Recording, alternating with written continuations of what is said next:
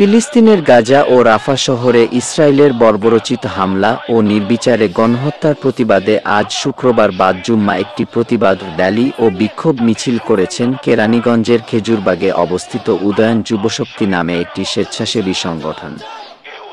আয়োজিত প্রতিবাদ র্যালিতে সংগঠনের সদস্য ছাড়াও খেজুরবাগ সাতপাখি কারামুকিয়া মসজিদের মুসল্লি ইমাম সাহেব, এলাকার বিশিষ্ট ব্যবসায়ী বৃন্দ, ছাত্র জনতা সহ সর্বস্তরের সকল বয়সের মানুষ স্বতঃস্ফূর্তভাবে অংশগ্রহণ করেন।